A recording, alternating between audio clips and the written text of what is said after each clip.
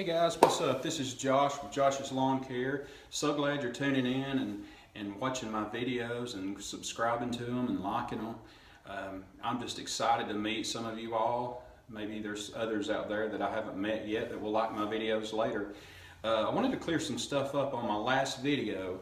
I was speaking about lot size and how to go about a price by charting off the area that you'll be mowing on findalotsize.com. It's real beneficial and it helps. It gives you a great idea of what to charge before you go out and speak to somebody. However, I've had a couple of comments where some people have said that it doesn't always work, and that is very true. I wanted to make that clear that if you have a small lot that you're working on, say it's a quarter of an acre or smaller, and it only takes you 20 minutes or 30 minutes to do it, and you're just in and out.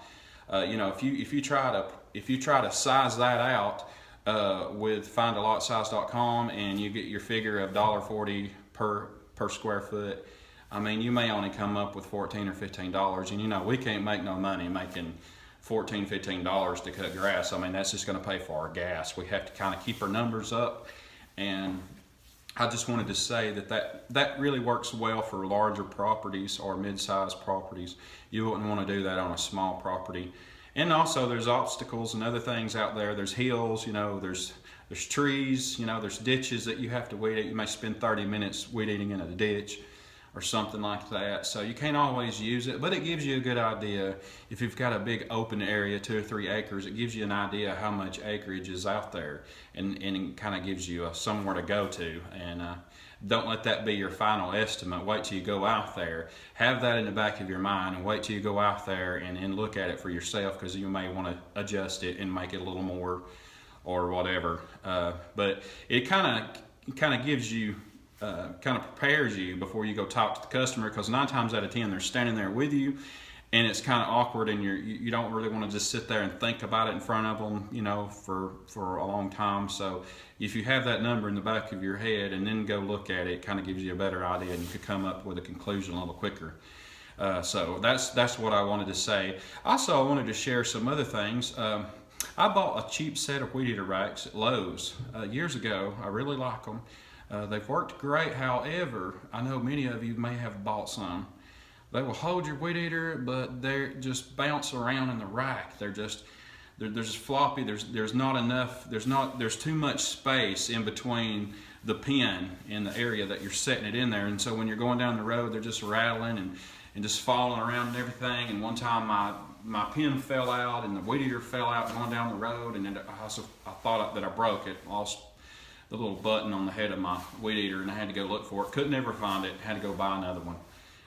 But what I had done is, you get this stuff right here. It's the little noodles that you buy at the swimming pool. And what you do is just foam. Just cut off a space of it, probably about 3 inches or whatever. Just hold it up to the rack and put it inside the rack. And then what you want to do, you can use half of it. Maybe just cut it in half. But what this does is it allows some room to take up that space, so your weed eater can go in there real tightly against the pin, and it'll keep it from bouncing up and down and secure it a whole lot better. I eventually plan on getting some better racks as my business grows. They got so many other things going on right now, so many irons in the fire, that I'm trying to take care of other things. But this is working real well for me for now, and maybe sometime in mid-season I'll try to buy some better racks. I know there's a lot of good brands out there, and I've heard other people talk about them. But I was going to take a minute and show you what I had done with mine, just to kind of give you an idea. If you'll go over here and see, I've got this pin right here. Just take this pin out, and I've done this to all 3 of my weed eaters here. Set the weed eater there. But you see how I've got that padding in there? You just take some zip ties, wrap around, maybe get some electrical tape. I know it's a little bit of redneck engineering. But it'll hold it in place. It takes up the space that's in there, so it's got a really good tight fit.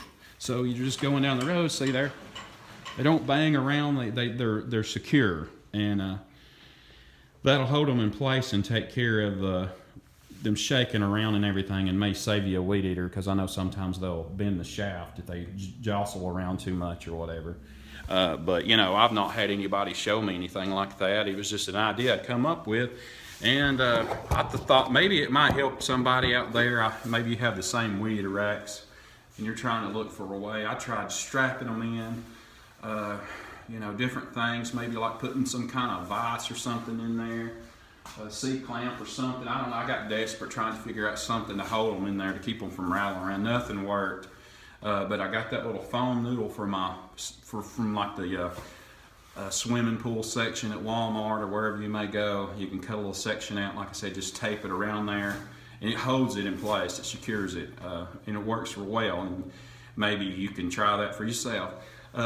Thanks for watching. Don't forget to subscribe and like my channel. We'll see you around. Y'all take it easy, and see you on the next video. This is Josh's Lawn Care. Take care.